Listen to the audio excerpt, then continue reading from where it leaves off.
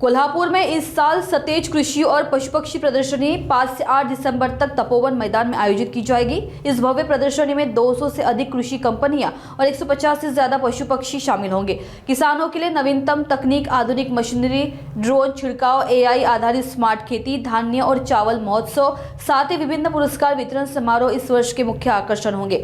उद्घाटन समारोह में पूर्व सांसद राजू शेट्टी, विधायक सतेज पाटिल, जैन आसगांवकर और पूर्व विधायक ऋतुराज पाटिल उपस्थित रहेंगे। यह प्रदर्शनी किसानों से लेकर आम नागरिकों तक सभी के लिए जानकारी, प्रेरणा और अनुभव का केंद्र बनेगी। ऐसी जानकारी कांग्रेस के पूर्व विधायक ऋतुराज पाटिल ने मीडिया से बातचीत के दौरान दी।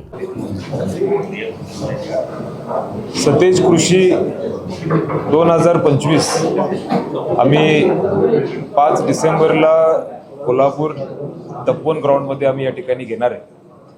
5 ते 8 डिसेंबरपर्यंत हे प्रदर्शन असणार आहे। गेले 7 वर्ष मोठ्या प्रमाणात सतेज कृषी प्रदर्शन हे घेण्यात आलेलं आहे। यासाठी आदरणीय सतेज पाटील साहेबांचं मार्गदर्शन मोठ्या प्रमाणात असते। या प्रदर्शनाचं उद्घाटन यावर्षी आम्ही सन्माननीय राजू शेट्टी साहेबांच्या हस्ते करणार आहे। सन्माननीय आमदार आसगावकर सर देखील या ठिकाणी उपस्थित असणार आहेत। मला निश्चितपणे आनंद होतो की गेले 7 वर्ष सतेज कृषी प्रदर्शनच्या माध्यमातून अनेक शेतकऱ्यांना न्याय देण्याचा प्रयत्न असेल, त्यांना प्रोत्साहन करण्याचा प्रयत्न असेल, त्यांना मदत करण्याचा प्रयत्न असेल, हा सातत्याने या प्रदर्शनाच्या माध्यमातून होतो। आणि यासाठी निश्चितपणे आमच्याबरोबर शासनाचा देखील सहभाग हा मोठ्या प्रमाणात असतो। त्याच्याबद्दल देखील मला शासनाचे आभार मानायचे। गेले 7 वर्ष प्रत्येक वर्षीचा विचार केला तर 10 कोटीचा उलाढाल हा सतेज कृषी प्रदर्शनामध्ये 4 दिवसामध्ये होत असतो। 200हून अधिक स्टॉल हे देण्याचा प्रयत्न या कृषी प्रदर्शनाच्या माध्यमातून होणार आहे।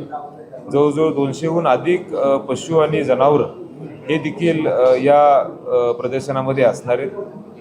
मूळ आमचा प्रयत्न असणार आहे की सर्व शेतकरी बंधूंसाठी AIचा वापर करून कशा प्रमाणात त्यांना अजून त्याच्याबद्दल जागृती करता येईल, जेणेकरून टेक्नॉलॉजीचा वापर करून शेतीमध्ये त्यांना अनेक दूरदृष्टी जी असते, म्हणजे कदाचित 2 दिवसानंतर जर पाऊस पडणार असेल तर त्याची माहिती आधीच त्यांना कळली पाहिजे।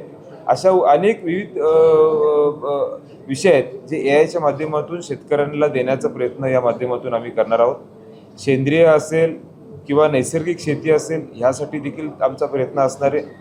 आणि मग लोकांना किंवा शेतकऱ्यांना एक लेक्चर्स असतील किंवा अनेक तिथल्या आसपासच्या गावांच्या लोकांसाठी एक सांस्कृतिक कार्यक्रम असतील, अशी विविध गोष्टी या सतेज कृषीमध्ये आम्ही निश्चितपणे करणार आहे। आमच्याबरोबर ज्यांनी आम्हाला मदत केली, मग त्यामध्ये अनेक स्पॉन्सर्स असतील, त्यांचे देखील मला मनापासून आभार मानायचे आहेत। गोकुळचा देखील मोठ्या प्रमाणात सहभाग यामध्ये आहे।